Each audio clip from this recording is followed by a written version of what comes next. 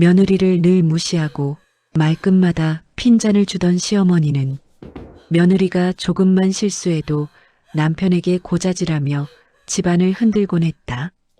그러던 어느 날 며느리가 갑자기 쓰러진 사건이 발생했고 시어머니는 연기하지 말라며 막말을 퍼부었다. 하지만 다음 날 아파트 복도 CCTV를 확인한 순간 시어머니는 그대로 주저앉고 말았다. 며느리가 숨기고 있던 진실, 그리고 시어머니가 평생 잊지 못할 장면이 그 영상 속에 모두 담겨 있었기 때문이다. 결혼한 지 3년. 주인은 아직도 시어머니와 눈을 맞추기가 어렵다. 시어머니의 말투에는 언제나 못마땅함이 깔려 있었고 그날도 아침부터 전화가 걸려왔다. 주희야, 오늘 너희 집 들릴 테니까 청소 좀 제대로 해놔. 제대로라는 말은 항상 그녀를 겨냥해 날아왔다. 주인은 속으로 한숨을 삼킨 채 대답했다. 네, 어머니 조심해서 오세요. 전화를 끊자마자 심장이 불편하게 뛰었다. 결혼 전에는 나름 활발하고 밝았던 주희였다. 하지만 결혼 후 고양이 앞에 선 쥐처럼 항상 눈치를 보게 되는 자신이 낯설었다. 시어머니가 집에 도착한 건 1시간 뒤. 현관문을 열자마자 시어머니의 시선은 주희의 얼굴이 아니라 집 구석구석을 스캔했다. 아휴, 먼지가 이렇게 많아? 빨래는 또 왜 이렇게 쌓였어?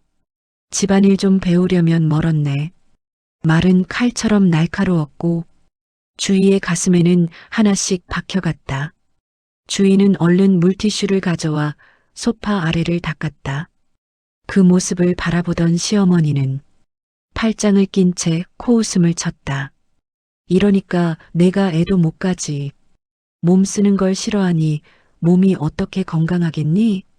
그 말은 도저히 넘길 수 없었다. 주인은 손에 힘이 풀려 물티슈를 떨어뜨릴 뻔했다. 사실 주인은 몇 달째 몸 상태가 좋지 않았다.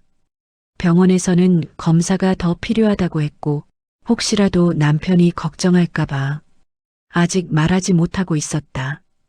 어머니, 그런 말씀은 좀. 왜? 틀린 말도 아니잖아. 시어머니는 대놓고 기분 나쁘다는 듯한 표정을 지었다. 주인은 입술을 깨물었다. 거실의 형광등 불빛이 유독 눈부셨다. 긴장과 압박, 그리고 묘한 어지러움이 그녀를 덮었다. 혹시나 쓰러지면 어쩌나. 하지만 시어머니 앞에서 약한 모습을 보이기 싫어. 겨우겨우 의자에 앉아 버텼다. 그때 남편 민호가 퇴근을 마치고 집에 들어왔다. 민호는 어색한 미소를 지으며 말했다. 어머니 오셨어요? 연락 주시지 그랬어요. 내가 연락받아도 뭐가 달라지니? 시어머니는 쏘아붙였다. 너도 집안일 제대로 안 가르치고. 참, 아들 잘못 만나서 며느리가 고생이야. 민호는 민망하게 웃으며 주위를 흘깃보았다. 그 눈빛은 미안하다는 의미였지만 주인은 그조차 부담스러웠다. 주인은 일어서려다 중심을 잃고 식탁 모서리를 잡으며 가까스로 버텼다. 어머, 왜 저래? 아프면 아프다고 말을 하든가. 연기하는 거야 뭐야? 연기. 그 한마디가 주희의 심장을 강하게 때렸다. 그 순간 주희는 숨을 한번 크게 들이마시고 다시 한번 버티려는 듯 앉아 있었다. 하지만 그 어지러움은 점점 더 심해지고 있었다. 이 모든 상황이 곧 사건의 시작이 될 줄은 시어머니는 물론 남편 민호조차도 알지 못했다. 주인은 계속되는 어지러움에 식탁에 손을 짚고 버티고 있었다. 심장은 빠르게 뛰고 온몸이 무겁게 가라앉는 느낌. 그러나 시어머니 앞에서 약한 모습을 보이고 싶지 않아. 애써 미소를 지으며 말했다.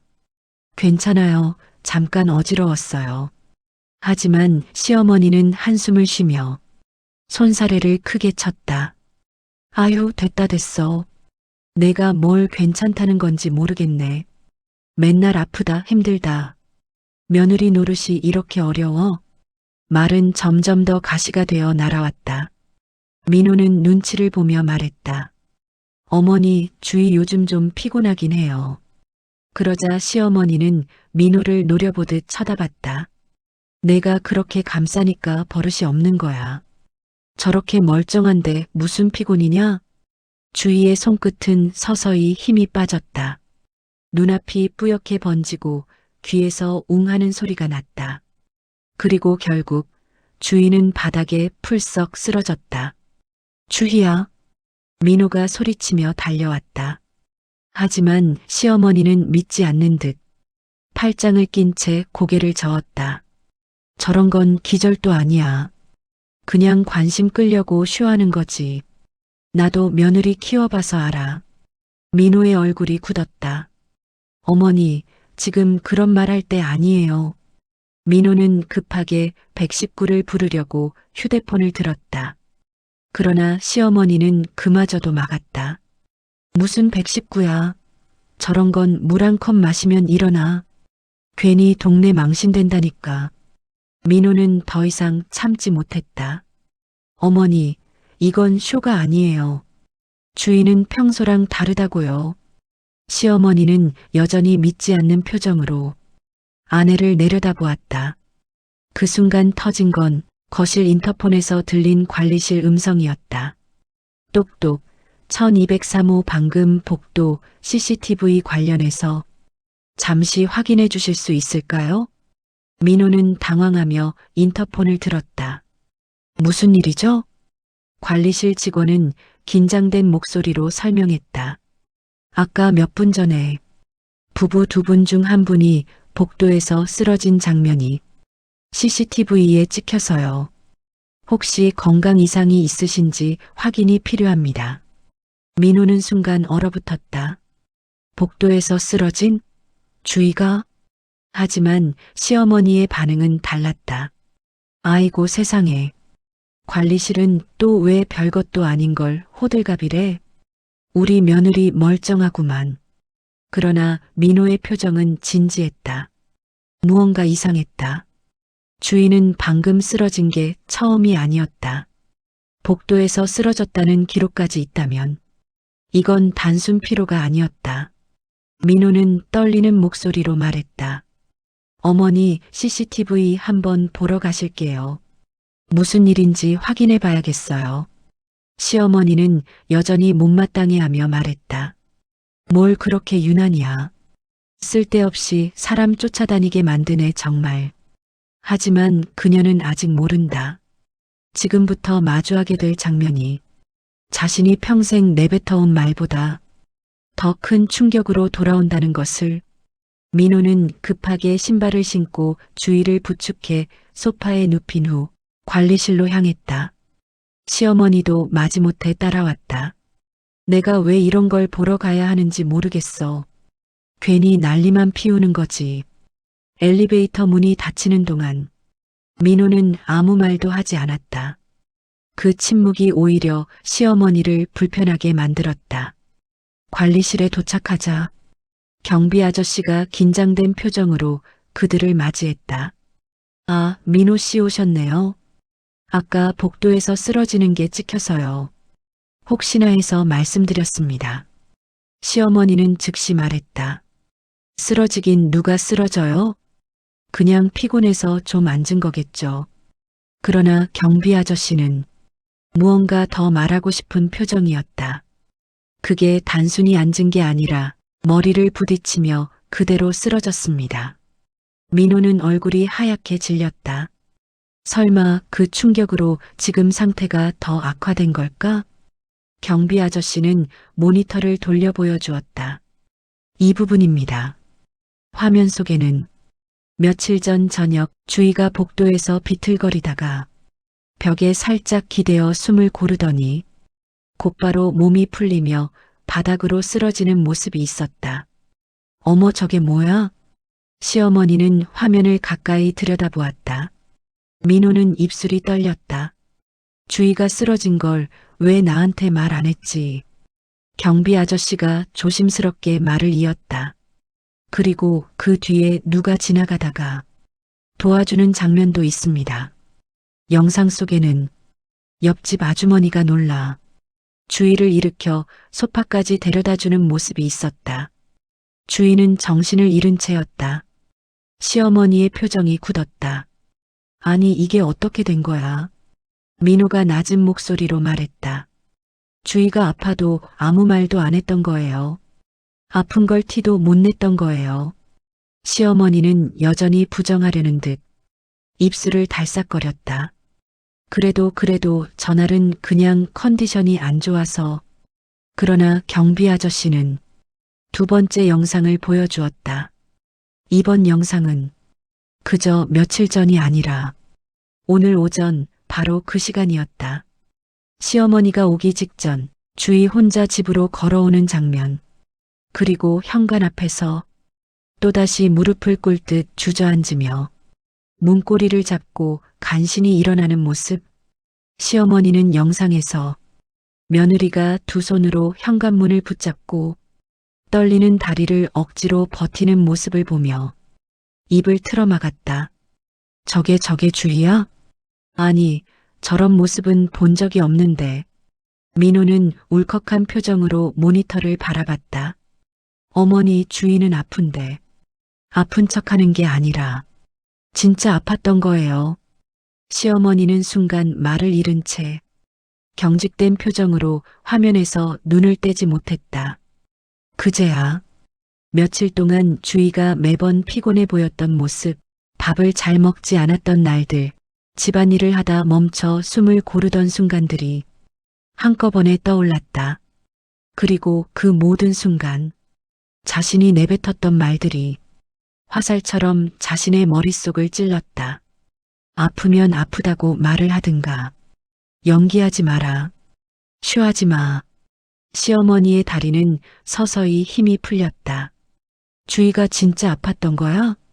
그 한마디는 그녀가 평생 처음으로 내뱉은 진심에 가까운 질문이었다. 하지만 이건 아직 시작이었다.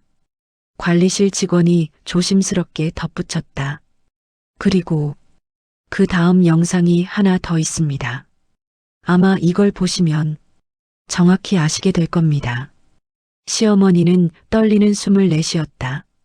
지금부터 마주할 영상이 자신이 평생 기억하게 될 순간이라는 사실을 그녀는 아직 깨닫지 못하고 있었다. 관리실 직원은 한숨을 한번 내쉰 뒤 조용히 또 다른 영상을 재생했다. 이건 주희 씨가 쓰러진 뒤 어머님께서 오신 직후의 영상입니다. 시어머니는 얼굴이 굳은 채 모니터에 시선을 고정했다. 영상 속 복도에는 잠시 후 엘리베이터 문이 열리고 시어머니가 등장했다. 그 모습부터가 문제였다. 아이고, 또 누가 쓰러졌어? 민폐 좀 끼치지 말지.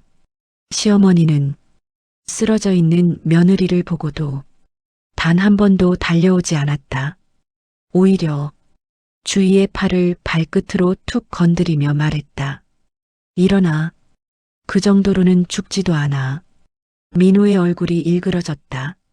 어머니, 장난하세요, 지금? 하지만 시어머니의 표정은 이미 영상 속 자신의 모습에 충격을 받은 상태였다. 아니, 저거 내가. 그 순간 다음 장면이 재생되었다. 주희가 간신히 몸을 일으키려다 힘없이 다시 옆으로 쓰러졌다. 손끝이 떨리고 숨소리가 가쁘고 얼굴은 흑빛이었다. 그런데 시어머니는 그 모습을 보고도 팔짱을 낀 채 말했다. 어휴, 저런다고 누가 챙겨줄 줄 알지? 저 성질머리 봐라. 영상 속 시어머니는 현실보다 더 잔인해 보였다. 시어머니는 화면을 보는 내내 숨소리가 점점 빨라졌다. 손등에 힘줄이 드러나고 입술은 파르르 떨렸다. 저게 내가 한 말이야? 네. 민호의 목소리는 차갑고 단단했다. 경비 아저씨도 조심스럽게 말했다. 사실 그날 이후 주희 씨가 혼자서 한참을 저러고 계시길래 제가 부축해드렸습니다. 병원이라도 가셔야 하는 거 아니냐고 여쭤보니까 아저씨는 잠시 말을 고르고 이어 말했다. 시어머니가 걱정하실까봐 말하지 말아달라고 하시더라고요. 시어머니의 눈이 크게 흔들렸다. 뭐? 그 말 한마디는 순식간에 모든 상황을 뒤집었다. 민호가 낮게 말했다. 주희가 어머니가 부담 느끼실까봐 아픈 걸 숨긴 거예요. 시어머니의 호흡이 거칠어졌다. 그때 영상 속 마지막 장면이 재생되었다. 주희가 쓰러진 직후 가슴을 움켜쥐며 숨이 가빠지고 몸이 떨리는 모습, 그리고 복도에 떨어진 병원 봉투. 거기에는 추가 정밀 검사 필요, 빈혈 호르몬 이상 심전도 불안정 등의 글자가 찍혀 있었다. 시어머니는 그제야 자신의 다리가 풀리는 걸 느꼈다. 텅. 시어머니는 그대로 바닥에 주저앉았다. 내가 며느리를 그 상황에서. 민호는 더 이상 어머니를 감싸주지 않았다. 어머니, 주인은 아픈 걸 진짜로 숨기고 있었습니다. 당신이 뭐라고 말할지 알기 때문에. 시어머니는 두 손으로 얼굴을 감싸며 흐느꼈다. 내가 뭘 한 거냐고. 경비 아저씨는 자리에서 조용히 일어나 물을 한 컵 건넸다. 하지만 시어머니는 물이 아니라 자신이 만든 현실을 삼키느라 입술을 제대로 떼지도 못했다. 그 순간 관리실의 좁은 공간은 어색함도 분노도 미움도 넘어선 진짜 깨달음 하나로 가득 찼다. 주희가 얼마나 아팠는지, 얼마나 외로웠는지, 얼마나 두려웠는지 그제야 모든 것이 보이기 시작한 것이다. 그리고 이 모든 영상이 지금부터 시어머니가 해야 할 행동이 출발점이 될 거라는 사실을 아무도 부정할 수 없었다. 관리실을 나오는 순간 시어머니의 걸음은 흔들렸다. 그동안 자신이 했던 말들. 쉬하지 마라. 남편 잡으려고 저러는 거다. 아픈 척 좀 그만해라. 그 모든 말이 귀에서 맴도는 듯했다. 엘리베이터 버튼을 누르려던 시어머니의 손가락이 허공을 맴돌았다. 힘이 들어가지 않았다. 민호는 자신의 어머니를 바라보며 차갑게 말할 수밖에 없었다. 어머니, 지금 주희가 어떤 상태인지 아직도 모르시겠어요? 시어머니는 떨리는 눈으로 아들을 바라보았다. 민호야, 나는 몰랐어. 정말 몰랐어. 모른 게 죄예요. 민호의 목소리는 낮았지만 단단했다. 아니, 알려고도 안 했죠. 그 말에 시어머니는 눈을 감고 고개를 떨어뜨렸다. 엘리베이터 문이 열렸지만 그 누구도 먼저 타지 않았다. 잠시 후 조용히 올라간 엘리베이터 안에서 시어머니의 흐느낌만이 작게 울렸다. 집 현관문을 열자 아까보다 더 안 좋은 기운이 느껴졌다. 소파에 누워 있어야 할 주희가 거실 바닥에 옆으로 앉아 있었다. 식탁 의자를 붙잡고 숨을 가쁘게 몰아쉬며 온몸을 떨고 있었다. 주희야. 민호는 그 자리에서 달려갔다. 주희는 힘겹게 눈을 뜨며 희미하게 웃었다. 미안해요. 어머니 계신데 누워있으면 더 불편하실까봐. 그 말은 시어머니의 가슴을 그대로 후벼 팠다. 주희야. 내가 왜 나 때문에 불편해. 내가. 시어머니의 목소리는 이미 울음으로 젖어 있었다. 그러나 주희는 그 울음소리조차 신경 쓸 여유가 없었다. 그만큼 상태가 심각했다. 민호는 즉시 주희를 부축해 소파에 눕혔다. 당장 병원 가자. 이제 더는 못 버텨. 그러자 주희가 고개를 저었다. 힘이 없어 조그만 움직임이었지만 그 안에는 단호함이 있었다. 병원 가면 검사 결과 바로 나오겠죠? 주희의 목소리는 떨렸다. 아직 무섭거든요. 민호는 주희의 손을 잡고 말했다. 무서워도 같이 가야 돼. 이제는 숨길 문제 아니야. 그 순간 시어머니가 갑자기 민호를 밀치고 주희 손을 잡았다. 주희야. 미안해, 미안하다, 진짜. 시어머니의 손은 바들바들 떨렸다. 내가 널 얼마나 괴롭혔는지, 이 CCTV 보고 내가 얼마나 못된 사람이었는지 이제 알겠다. 주희는 놀란 눈으로 시어머니를 바라보았다. 어머니가 왜 이러세요? 너 아픈 거 나한테 말도 못하고 혼자 다 참고 내가 그걸 다 오해하고. 눈물은 이미 시어머니의 턱을 타고 흘러내렸다. 주희야, 제발 나 좀 용서해라. 내가 내 앞에서 무릎 꿇어도 할 말이 없다. 그리고 시어머니는 정말로 그대로 주희 앞에서 무릎을 꿇었다. 쾅! 장판 위에 무릎 떨어지는 소리가 거실에 크게 울렸다. 민호가 놀라 외쳤다. 어머니, 뭐 하세요?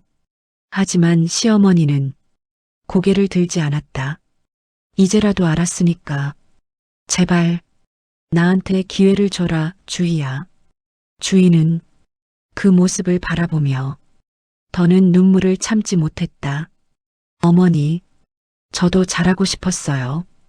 근데 자꾸 몸이 말 안 들어서. 말이 끝나기도 전에 주희의 머리가 갑자기 뒤로 젖혀졌다. 주희야, 주희야. 민호는 곧바로 주희를 안고 현관문을 향해 뛰었다. 시어머니는 그 뒤를 따라가며 울부짖듯 외쳤다. 제발 우리 주희 좀 살려주세요. 제발. 그리고 그 순간 시어머니의 진짜 속죄는 이제 시작되려 하고 있었다. 응급실로 들어가는 순간 민호는 거의 울먹이는 목소리로 의사에게 외쳤다.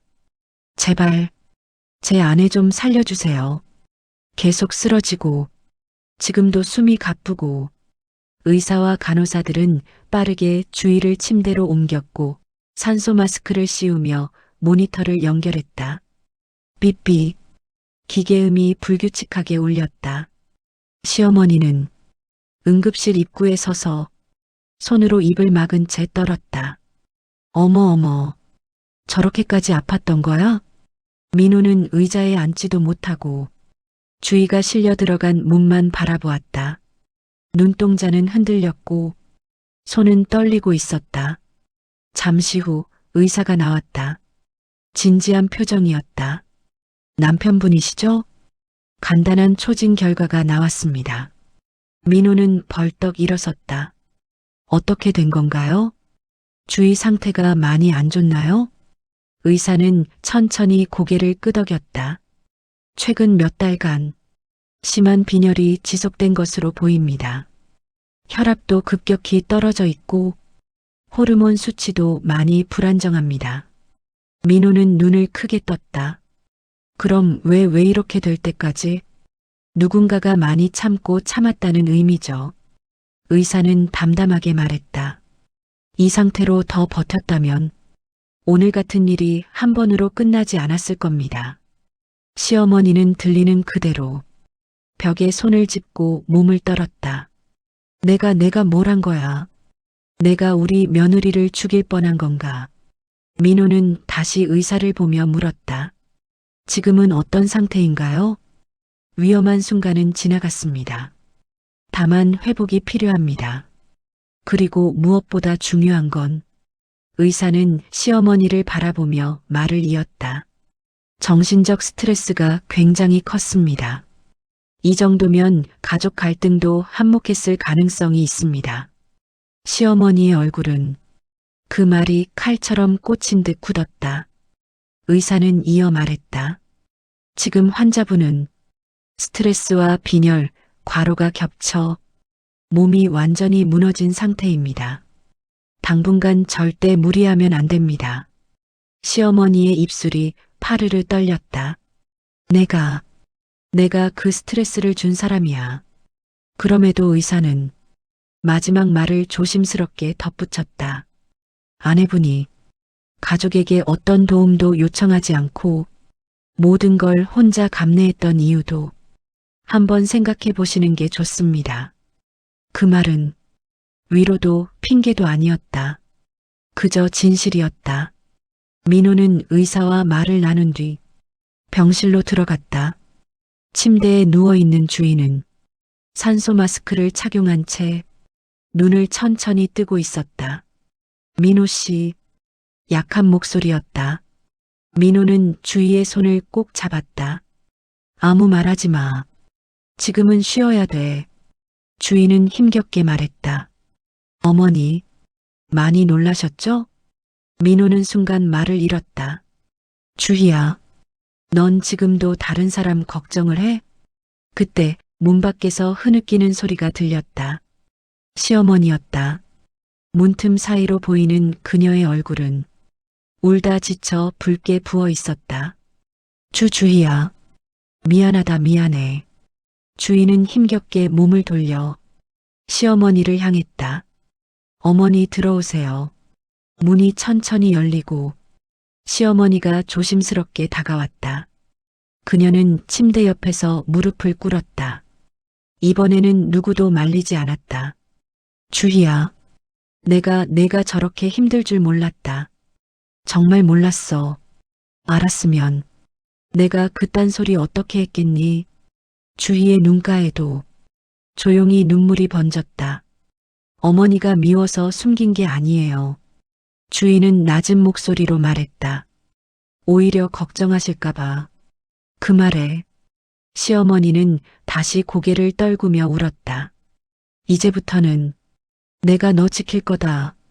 내가 너한테 한 잘못 평생 갚으면서 살겠다.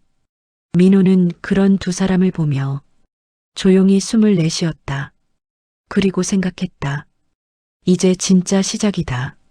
며칠 뒤 주희는 겨우 숨이 안정되고 천천히 걸을 수 있을 정도로 회복되었다. 그동안 병실에는 민호와 시어머니가 번갈아가며 지켰다. 아니, 솔직히 말하면 시어머니가 더 오래 있었다. 주희가 눈을 뜰 때마다 침대 곁의 의자에는 시어머니가 손을 모은 채 그녀를 지켜보고 있었다. 어머니 또 오셨어요? 주희가 미소를 지으려 하자 시어머니는 급히 손을 흔들었다. 웃지 말고 누워 있어. 의사 선생님이 말했잖아. 목소리는 여전히 다소 거칠었지만 그 안에는 예전과 다른 따뜻함이 배어 있었다. 시어머니는 새로 산 과일과 죽을 꺼내며 말했다. 이거 내가 좋아하던 참외죽이라던데. 내가 유튜브 보고 처음으로 직접 만들어 봤다. 민호는 옆에서 눈을 크게 뜨고 말했다. 어머니가 직접요? 왜? 내가 하면 안 되니?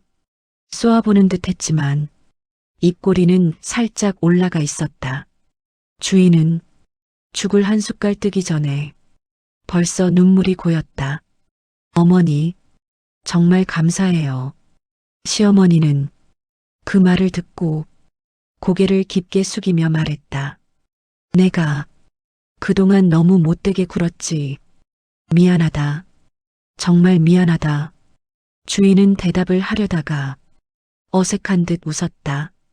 어머니, 사람이 어떻게 완벽해요. 저도 부족한 사람이에요. 그 말 한마디에 시어머니의 눈가도 붉어졌다. 며칠 뒤 주희가 퇴원하는 날 시어머니는 아침부터 움직였다.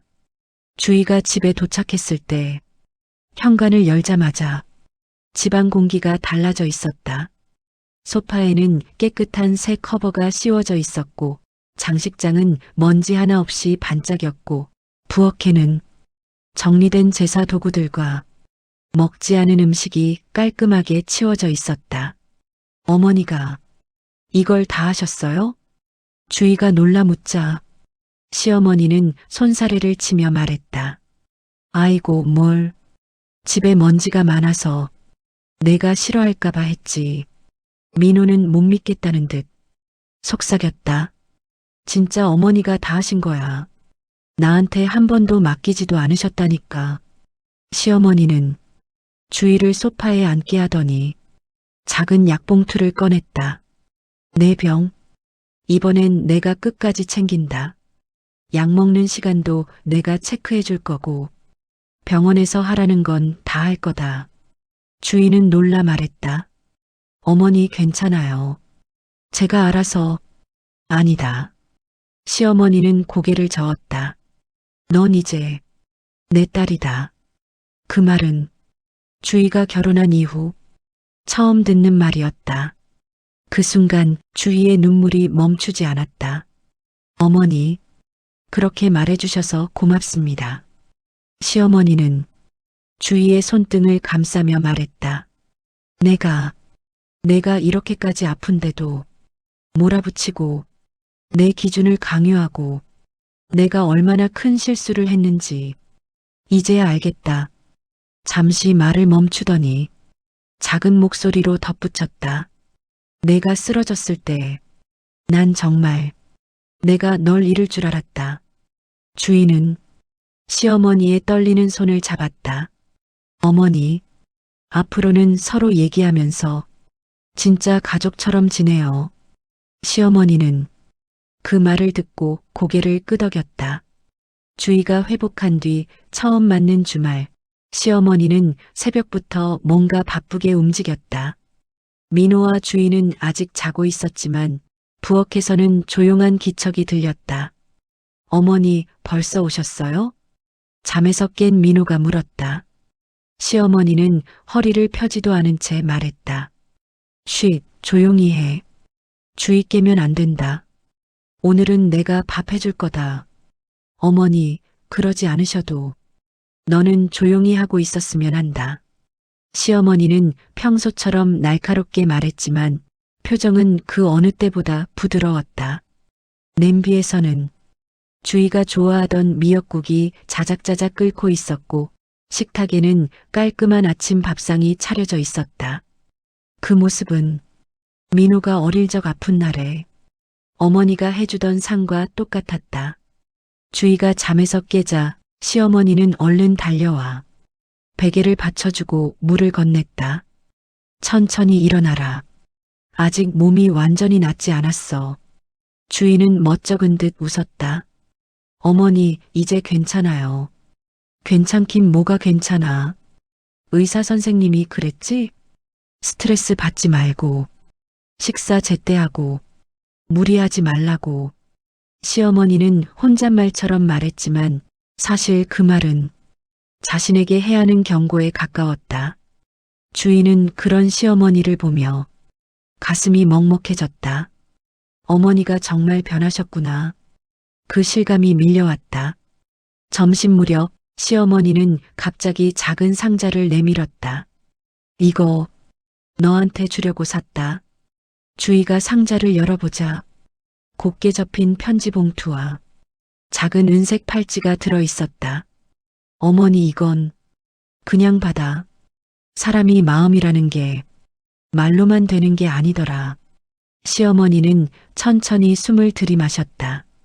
CCTV에서 널 보는데 내가 얼마나 잔인했는지, 그동안 얼마나 너 혼자 버티고 있었는지 그제야 알겠더라. 편지에는 삐뚤빼뚤하지만 진심 가득한 글씨가 적혀 있었다. 주희야, 내가 내 시어머니라는 이유로 너를 힘들게 했구나. 너는 내 며느리가 아니라 내 딸이었다는 걸 늦게 깨달았다. 주인은 더 이상 말을 하지 못했다. 팔찌를 손끝으로 만지작거리며 눈물을 흘렸다. 어머니, 정말 감사해요. 저도 이제야 진짜 가족이 된 것 같아요. 며칠 뒤 세 사람은 함께 동네 공원을 걸었다. 봄바람이 살짝 불어와 따뜻한 햇살이 얼굴을 비쳤다. 시어머니가 먼저 말을 꺼냈다. 앞으로는 말이다. 내가 아프면 바로 말해야 한다. 나도 도와줄 테니까. 주인은 웃으며 말했다. 저도 이제 숨기지 않을게요. 민호는 두 사람을 번갈아 보며 미소 지었다. 이제 우리 집 정말 평화롭다. 시어머니는 민호의 옆구리를 쿡 찔렀다. 내가 정신을 못 차려서 내가 이런 고생을 했지. 셋은 함께 웃었다. 그날 저녁 시어머니는 혼자 집으로 돌아가는 길에 잠시 걸음을 멈췄다. 아파트 복도에 서서 그날 CCTV가 있던 곳을 바라보았다. 그래, 내가 나한테 큰 깨달음을 준 거다, 주희야. 그녀는 조용히 혼잣말을 남기고 천천히 미소를 지었다. 그리고 그 순간 그녀는 진심으로 가족을 지키는 사람이 되겠다. 고 마음 깊이 다짐했다. 그렇게 주희와 시어머니 그리고 민호의 새로운 가족 이야기는 그날 이후로 비로소 시작되었다. 그리고 CCTV에 남아있던 그 작은 영상 하나가 그들의 관계를 영원히 바꿔놓았다. 주희가 회복한 뒤 처음 맞는 주말, 시어머니는 새벽부터 뭔가 바쁘게 움직였다. 민호와 주희는 아직 자고 있었지만 부엌에서는 조용한 기척이 들렸다. 어머니 벌써 오셨어요? 잠에서 깬 민호가 물었다. 시어머니는 허리를 펴지도 않은 채 말했다. 쉿, 조용히 해. 주희 깨면 안 된다. 오늘은 내가 밥 해줄 거다. 어머니, 그러지 않으셔도 너는 조용히 하고 있었으면 한다. 시어머니는 평소처럼 날카롭게 말했지만 표정은 그 어느 때보다 부드러웠다. 냄비에서는 주희가 좋아하던 미역국이 자작자작 끓고 있었고 식탁에는 깔끔한 아침 밥상이 차려져 있었다. 그 모습은 민호가 어릴 적 아픈 날에 어머니가 해주던 상과 똑같았다. 주희가 잠에서 깨자 시어머니는 얼른 달려와 베개를 받쳐주고 물을 건넸다. 천천히 일어나라. 아직 몸이 완전히 낫지 않았어. 주희는 멋쩍은 듯 웃었다. 어머니, 이제 괜찮아요. 괜찮긴 뭐가 괜찮아. 의사 선생님이 그랬지? 스트레스 받지 말고, 식사 제때 하고, 무리하지 말라고. 시어머니는 혼잣말처럼 말했지만 사실 그 말은 자신에게 해야 하는 경고에 가까웠다. 주희는 그런 시어머니를 보며 가슴이 먹먹해졌다. 어머니가 정말 변하셨구나. 그 실감이 밀려왔다. 점심 무렵 시어머니는 갑자기 작은 상자를 내밀었다. 이거 너한테 주려고 샀다. 주희가 상자를 열어보자 곱게 접힌 편지 봉투와 작은 은색 팔찌가 들어 있었다. 어머니, 이건 그냥 받아. 사람이 마음이라는 게 말로만 되는 게 아니더라. 시어머니는 천천히 숨을 들이마셨다. CCTV에서 널 보는데 내가 얼마나 잔인했는지, 그동안 얼마나 너 혼자 버티고 있었는지 그제야 알겠더라. 편지에는 삐뚤빼뚤하지만 진심 가득한 글씨가 적혀 있었다. 주희야, 내가 내 시어머니라는 이유로 너를 힘들게 했구나. 너는 내 며느리가 아니라 내 딸이었다는 걸 늦게 깨달았다. 주희는 더 이상 말을 하지 못했다. 팔찌를 손끝으로 만지작거리며 눈물을 흘렸다. 어머니, 정말 감사해요. 저도 이제야 진짜 가족이 된 것 같아요. 며칠 뒤 세 사람은 함께 동네 공원을 걸었다. 봄바람이 살짝 불어와 따뜻한 햇살이 얼굴을 비쳤다. 시어머니가 먼저 말을 꺼냈다. 앞으로는 말이다. 내가 아프면 바로 말해야 한다. 나도 도와줄 테니까. 주희는 웃으며 말했다. 저도 이제 숨기지 않을게요. 민호는 두 사람을 번갈아 보며 미소 지었다. 이제 우리 집 정말 평화롭다. 시어머니는 민호의 옆구리를 쿡 찔렀다.